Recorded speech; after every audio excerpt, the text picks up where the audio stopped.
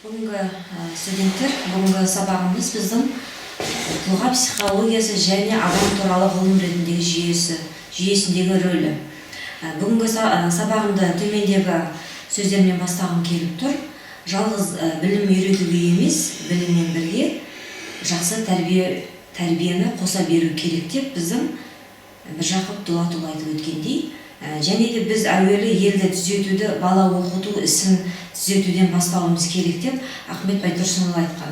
Әрине бұл біздің ұлы Әл-Фараби айтқандай, адамға ең бірінші білім емес, тәрбие берілу керек. Тәрбиесіз берілген білім адамзаттың қас жауы. Ол келешекте оның барлық өміріне опат әкеледі деп Әл-Фараби айтып өткендей, бүгінгі лекциямызды осы ұлы авторлардың сөздерімен бастағым келіп тұр. Біздің тұлға психологиясы және адам туралы рөлі дегенде ерте кезден бастап тұлға түсінігі қалыптаса бастаған.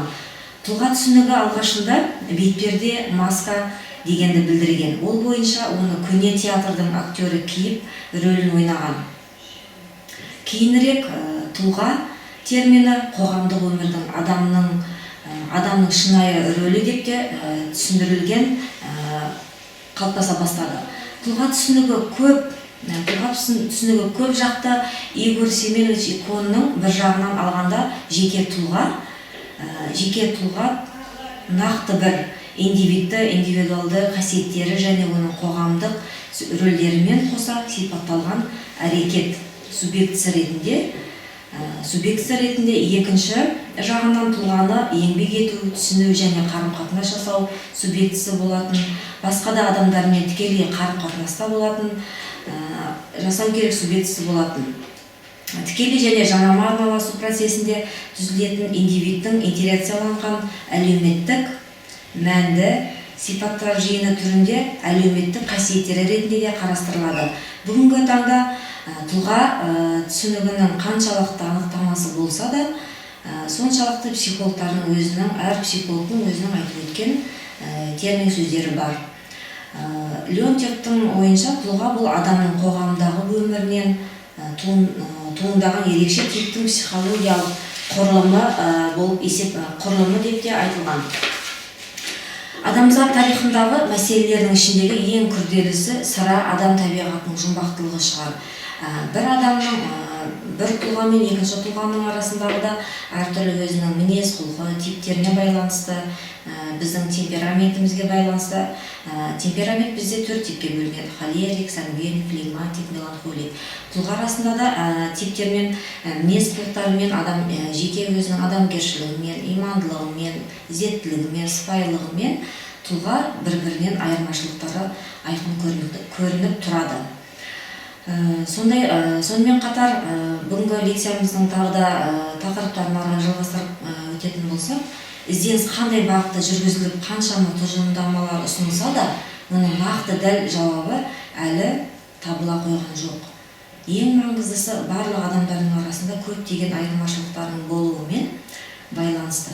Біздің ғаламшарымыздағы 5 миллиард халықтың ішінен бір-біріне дәлме-дәл ұқсас, бір-бірімен айнымайтын екі адамды табу өте қиын. Қазіргі ғылымның барлық мәселелерге жауап бере алмайтындығын ескере отырып, мүмкін мүлдем жауап берместе, біз адамдарды зерттеуге арналған ғылыми әдістерді қолдануға тән ішкі шектеулерді де еске ала отырып, эмпирикалық мәліметтерді персонологтар айналысады. Бұл термин тұлға саласындағы эксперименталдарды де, теореттерді де біріктіру мақсатында Генри Мюррей 1938 жылы ұсынған.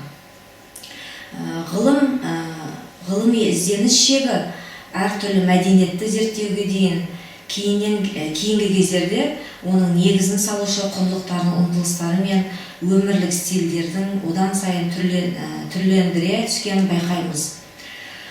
Астрология, теология, философия, әдебиеттану және әлеуметтік ғылымдар, міне бұлар адамның мінез құлқының күрделілігін және адамның өзінің мінез құлқын, күрделілігін олардың түсінуге әрекет жасайтын ғылымдар. Бұл ғылымдардағы кейбір ізденістер тұйыққа тіреліп жатса да, енді кейбіреулері кейбір бағыттары қарқынды даму үстінде.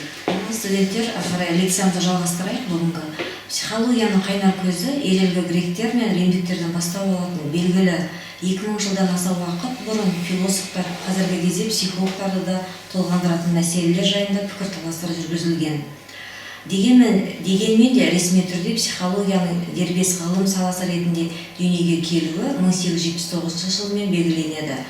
Осы жылы Лейпцигте Германия Вильгельм Вундт психикалық құбылыстарды экспериментті зерттеуге арналған бірінші лабораториялар негізін қалаған.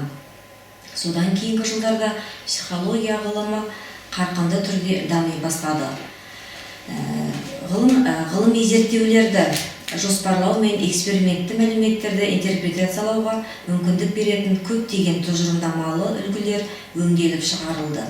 Психологияның қазіргі заманғы ғылымдар қатарына енуіндегі мәнді қырларының бірі оның адам тұлғалығын зерттеу болып табылады. Қазіргі заманғы тұлға психологиясының негізгі мақсаты неліктен адамдар өздерін түрліше ұқсайтындықтарын ғылыми ұстаным тұрғысынан түсіндіру, ғылыми психология эмпирикалық тексеруге қолайлы қарапайым әрі нақты тұжырымдамалармен жұмыс жасайды.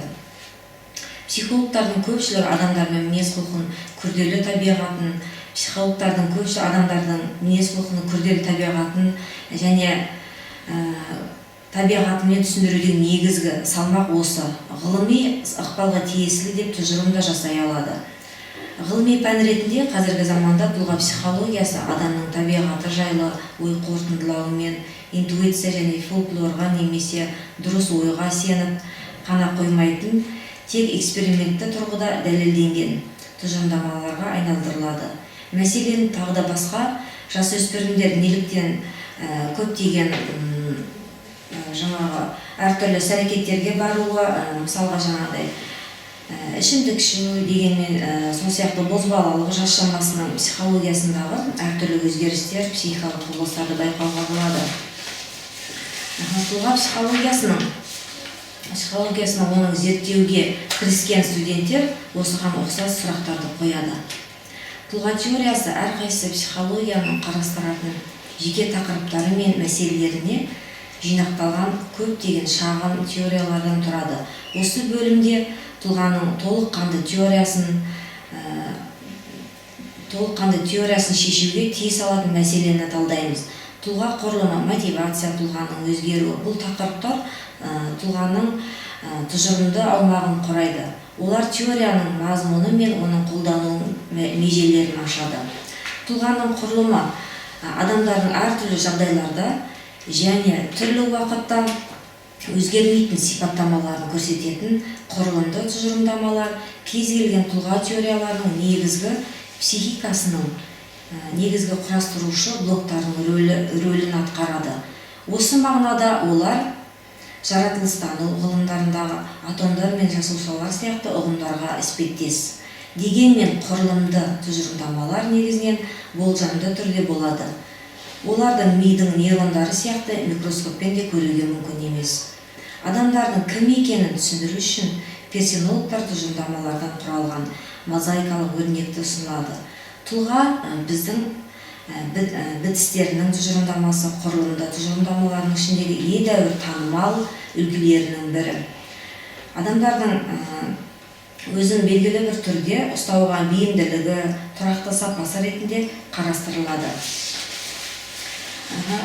Және бұл тұлға психологиясының негізгі бір жаңағыдай адамдардың бір адам мен екінші адамның оның бір-бірінің жаңағы білімінде, ғылымында тұлға психологиясының негізгі аспекттері сонымен байланыстырылады. Леонтьевтің да ойы бойынша адамдардың қоғамдағы өмірімен туындаған ерекше психологиялық құрылымы адамзат тарихындағы мәселелері, оның ең ішінде күрделі, олардың еңбектері, білімдері, дегейлері мен табиғатындағы жұмбақтылығы шығар. Бүгінгі тақырыбымыз осы мәліметтермен аяқтаймыз.